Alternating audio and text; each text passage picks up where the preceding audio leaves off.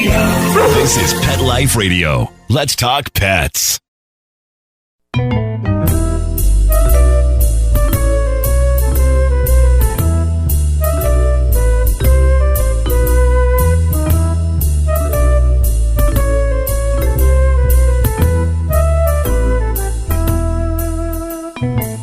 Hello, feline friends. Welcome to Cattitude. I'm your show host, Michelle Fern. We have a very special guest today, all the way from Ireland. And we're going to learn something really interesting about your cats and you. So stay tuned. We'll be right back. Take a bite out of your competition. Advertise your business with an ad in Pet Life Radio podcasts and radio shows. There is no other pet-related media that is as large and reaches more pet parents and pet lovers than Pet Life Radio. With over 7 million monthly listeners, Pet Life Radio podcasts are available on all major podcast platforms. And our live radio stream goes out to over 250 million subscribers on iHeartRadio, Odyssey, TuneIn, and other streaming apps. For more information on how you can advertise on the #1 pet podcast and radio network, visit PetLifeRadio.com/advertise today.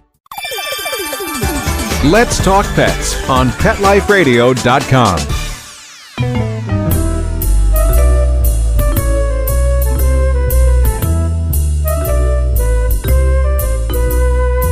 Welcome back, everyone. I'd like to welcome Lisa Tully. She is, as I said, based in Ireland. You'll hear her just gorgeous accent in a moment. And she does holistic knowledge in Ireland. Welcome, Lisa. I'm so excited to have you on Cattitude. Oh, I'm really happy to be here. Thanks so much.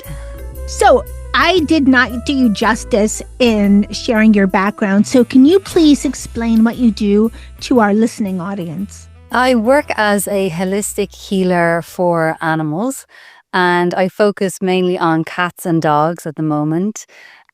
So basically what that means is I have a variety of different skill sets that I bring to the table when an animal, cat, is out of balance mentally, emotionally, or physically. And I work with the skills of animal communication, and I fuse that with 5 elements Chinese medicine for animals.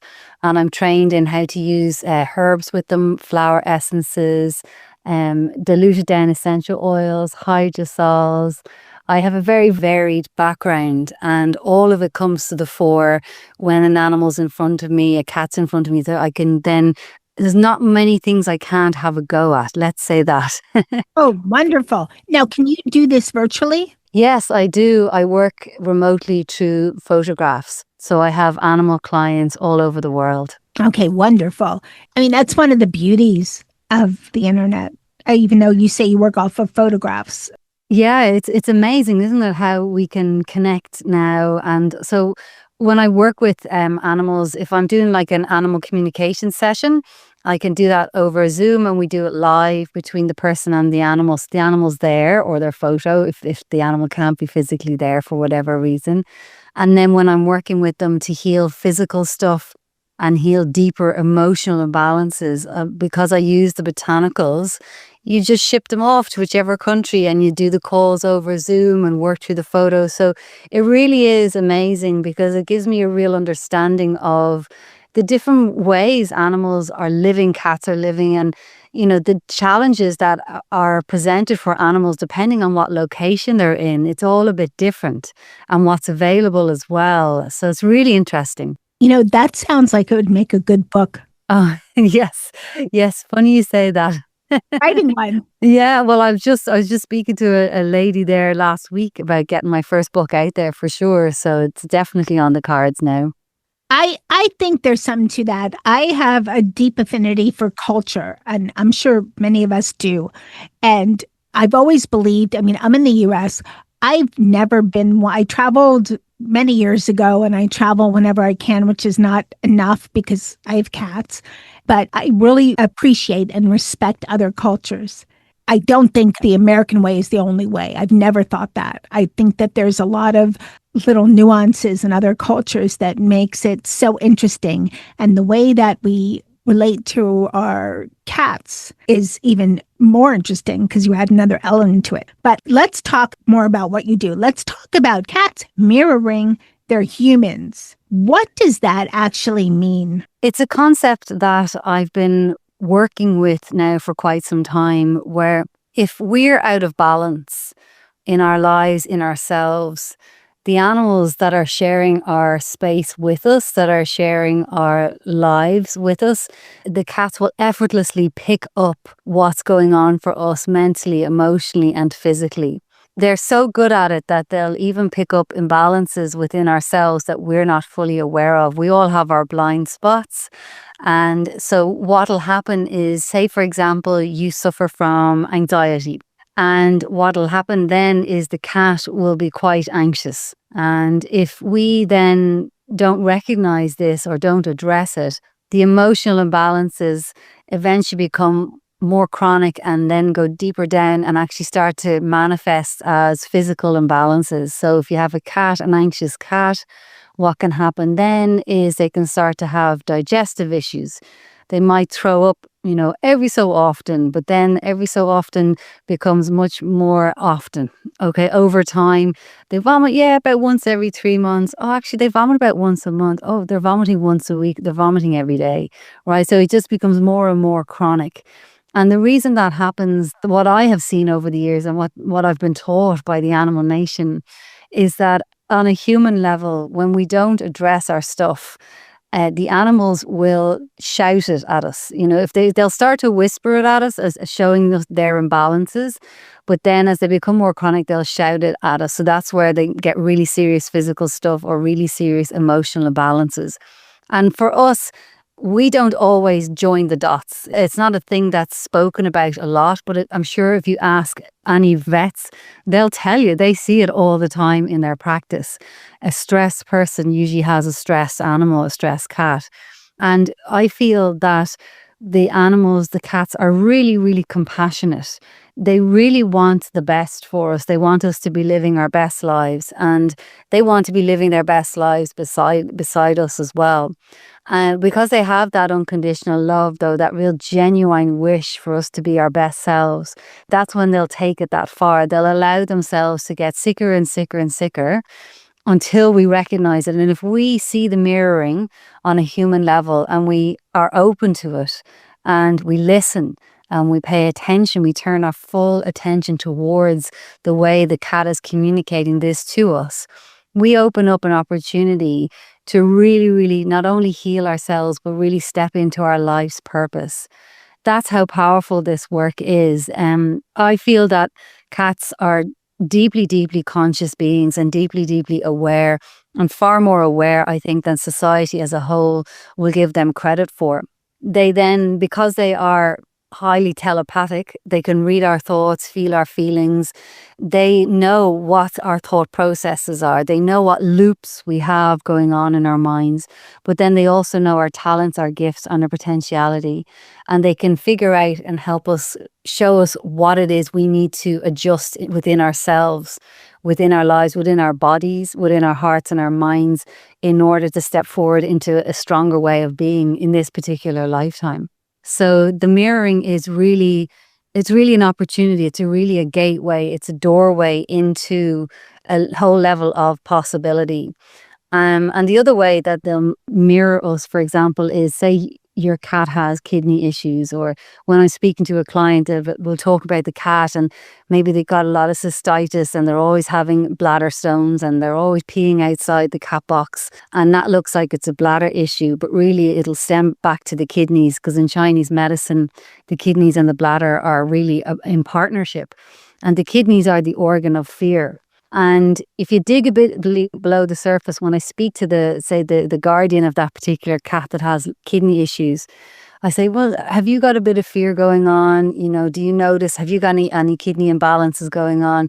And a lot of the time people go, yeah. Or when you list out all the things that are going on for the animal, they say, that's me. You've just described me. And I'm never surprised by it.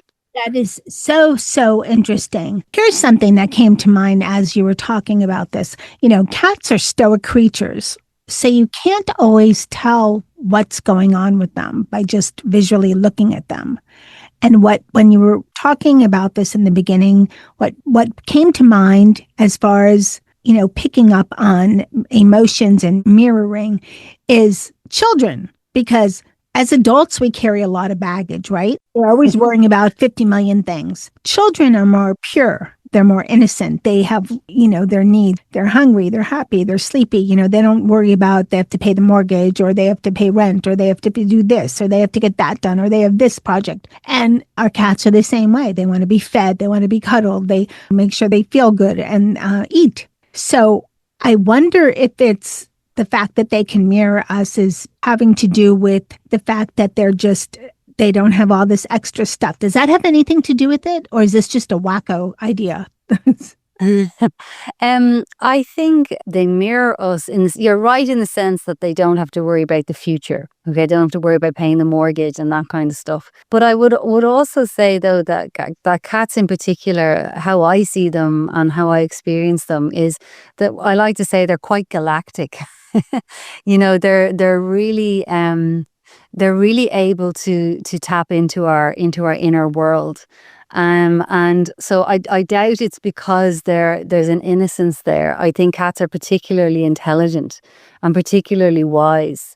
They're very wise beings. As I always like to say, there's a reason witches always had cats, So say, for example, if there's trouble going on in the home or imbalances going on in the home, if you ever notice the way cats will sleep in different parts of the house, they'll move around and they'll move their sleeping part around. And you just kind of think, is that just them looking for a more comfortable place? But actually, I believe it's them rebalancing the energy in the home. They're very, very grounding for us. Even the vibration of their purr is a form of sound healing, which is why their bones will knit back together after a fracture, for example, much quicker than, say, a dog, because a dog doesn't purr, right? So the vibration of the purr literally knits it back together. So there's a whole other dimension to cats that I feel we're not fully aware of. And I'd say for them, when they're doing this mirroring, they do bring in that level of wisdom as well. They are very pure beings, but they're very, very wise beings as well. That's how I like to see them anyway. Do you think this is definitely, you would say, instinctual versus an effect of the environment for cats? Yes, 100%. I definitely think it's instinctual, and it's instinctual in the sense that they will tailor to the environment they're in. Right, so if you have one cat, right, and your cat is mirroring your imbalances back to you and you don't recognize it, and that cat falls sick, and say that cat passes away. So let's say a cat passes away of some serious condition, like maybe having seizures or cancer or something like that, right? And then the next cat you bring into your life, because you haven't recognized the mirroring or healed your imbalances that need to be mirrored, that's a better way of putting it. The next cat, your second cat, may develop the same condition as the previous one that passed away. I've seen this, right? And say the second cat then passed away, the same condition, third cat brought into the house, and you'll see it again, okay? So it's like they'll adapt to the situation and mirror whatever situation needs to be mirrored. And it's fascinating when you see that. We have a couple minutes before the break. Do cats ever mirror each other or stay near each other? If you have, like, I have a multi-cat household, and prior to the 3 cats, there was also 2 dogs. I noticed one of my cats, when the dogs were sick, would lay next to that sick dog. Okay. Before the dog passed. Is that something that is a mirroring between the cat and the dog, or something instinctual that the cat's picking up on? Yeah, I think animals instinctively know when one of the animals in their environment is coming close towards end of life. They instinctually know when the other animal is sick, and they will do things like that. They will either lie beside them to support them. Some animals will get really up in their face as well, which is a little bit too much, but that's the way they deal with it. Some animals will keep a distance. Like I remember, I know we're steering a little bit off cats, but there's a good example is where I live. I live on a horse farm. There's 7 horses in the mountains here in Ireland, and they I remember one of the horses was sick and we didn't know about it. And on reflection, one of the girls remembers that when she saw in the field that there was a bit of the horses were kind of getting a little bit aggro, and one of them was kind of kicking out at the sick one, and one of the other horses kind of stepped in between and protected her. And it wasn't until after she'd passed away we realized that she'd been sick at that time, and that the other horse knew and was stepping in to protect her. So I feel that it's not necessarily a mirroring thing, it's more of an intuitive thing. When they're working with each other like that, it's more us they need to mirror, because the natural world, all of the natural world, all of nature, all of the animals, all of the plants and the plant medicine, the rocks, the rivers, all of the natural world, I believe, is here to heal us humans. And it's much more channeled in that way. If we were healed, everything else would thrive, right? Oh boy, if we were healed, that's the key. Okay, we have a short break for our sponsor and we'll be right back.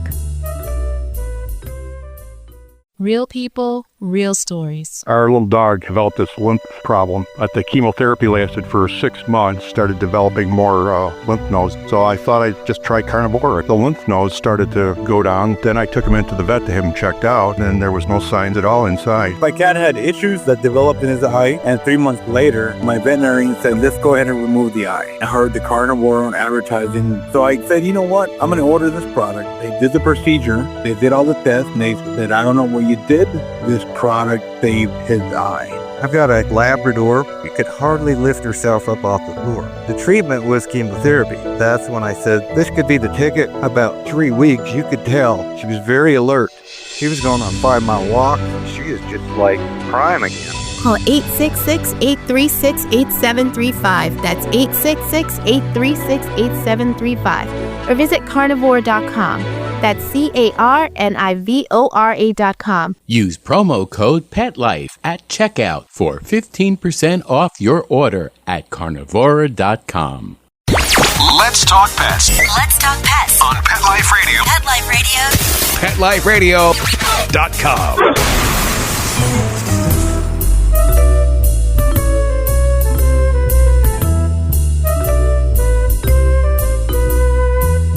Welcome back, everyone. We're talking with Lisa Tully. She is a holistic healer, and we're talking about how cats mirror our human emotions.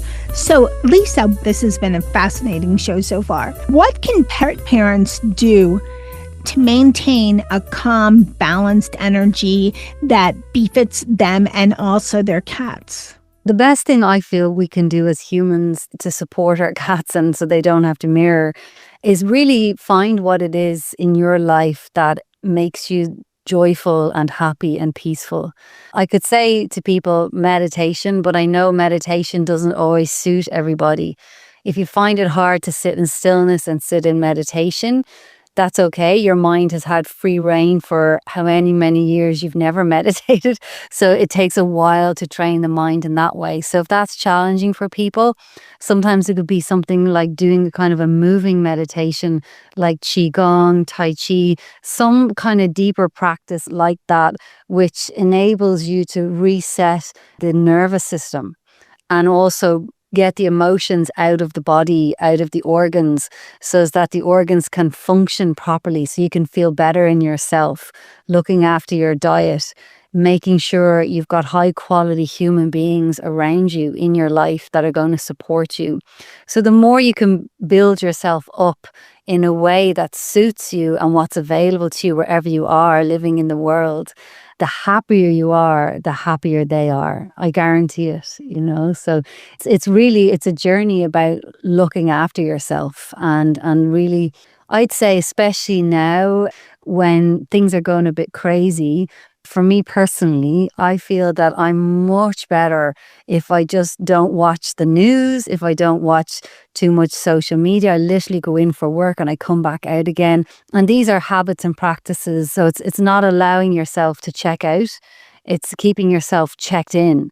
Because when we check out and when we go off on tangents, that's when the animals will start to try and pull us back again and start to try and get our attention and start to try mirroring us like in that way. First of all, yes, that's great advice because you're in Ireland, I'm in the US, and there's a lot of crazy going on everywhere. And I think that can definitely affect our cats because there's a lot of emotions there. I want to talk a little about healing cats and as well as pet parents, but this comes in at a great time, I think, this question. What do you say to people listening that say, well, that sounds well and good, but I really don't believe in any of this? Now, I will say this, keep in mind, I have a master's degree. And one of my first classes in my master's degree, I wrote a book on crystals. Okay.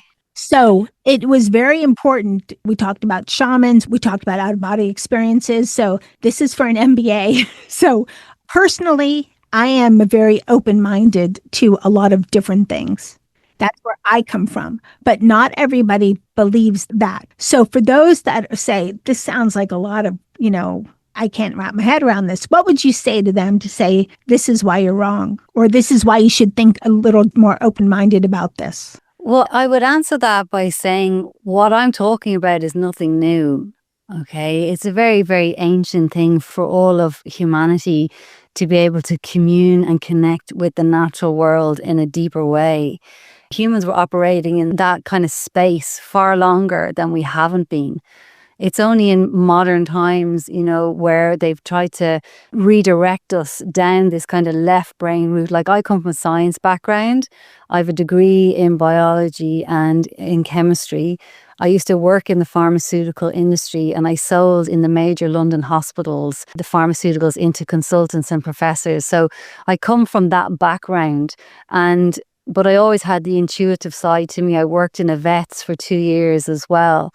And I work with vets now. I share cases with holistic vets in the States and in Ireland. But having said that, science is such a modern conception. What I work on and what I'm basing all this stuff on is, like you touched on, the shamanic, right? You studied shamanic stuff when you were doing your MBA. Like all cultures, can trace back to shamanic roots. And that is a time in our existence, I feel, where we were able to live in proper harmony and synchronicity and synergistically with the natural world, right? Ever since we stepped out of that paradigm, we stepped into the left brain and that we can dominate nature and that nature serves humanity. That's when the real problems began with the planet, okay? That's when we started to become more out of balance. That's when all the chronic illnesses started to explode across the world, when we took more chemicals into our body, when we put more chemicals into our food and more chemicals into the earth. And we see, how out of whack we are. We got ourselves here. But if we look back into the past when people lived, it wasn't like that. And we can even experience that today. Like I went over to Mongolia and I was working with the Mongolian shamans there, and they were teaching me stuff about healing. I was doing ceremonies with them. They were healing me. And the shamanic culture is very, very, very powerful over there and very much alive. And what I experienced when I was with them was how they commune with nature and how they commune with the spirits of nature, the spirits of the lake, the spirits of the animals. The way they work is they bring the spirits of their ancestors into their body, and they can suddenly start speaking, different tongues, ancient tongues and different languages. So how can you explain that kind of stuff? So you just have to jump in and really believe it. But to see how, like when I was there, it was a special event where it happens about every 9 years, where about 40 shamans came together from all over Mongolia, and they literally, I watched them sit down, and all the head shamans kind of sat around, and they brought the unguts, the spirits, into their bodies, and they started to speak and talk about how we can heal the planet, how can we be ambassadors for the planet and sort all of this out, right? So this is the stuff that's going on in the periphery of the world. If we get off social media, right, get off Netflix and get out into the world, you'll see that our way of seeing the world and not really acknowledging the consciousness that exists in all of nature and all of the natural world is actually a smaller part of our existence, and I think also of our world, of who we are. There's all these indigenous people, and the people who don't even need to be indigenous as well, like people that just believe, that go out and experience it. So if you don't like what I'm saying, it's okay. I just ask people to try it out for themselves. Isn't that always the way? It's like, look to your animals and speak to your animals. When you speak to them, they understand every word you say. And if you've got a burning question that you want to know the answer to from your animal, say it to them and then just let it go. All right. And then see what happens. Oh, see how the animal responds, see what comes into your awareness, see what insights you get. And it can be a question about your life or it can be a question about theirs, because they will find a way to communicate it to you, whether it comes in a dream, something, they're unbelievably canny and creative, and they are forever communicating with us. We're just not aware of it. So if we open the channels up a little bit by asking them something and seeing what comes back, what feeling you get, what image comes into your mind. So don't believe me, turn to your cat beside you and ask them to show you. Thank you for that. Thank you for that insightful information. You're welcome. What would be a next step for our pet parents? So if they're, talking to their cats and they want to get more, how would they reach you? Or what would be the next logical step in opening up the mirroring and communication? So thank you for asking that question. The best way for people to reach me is through my website. My website is very easy to remember. It's animalhealing.ie.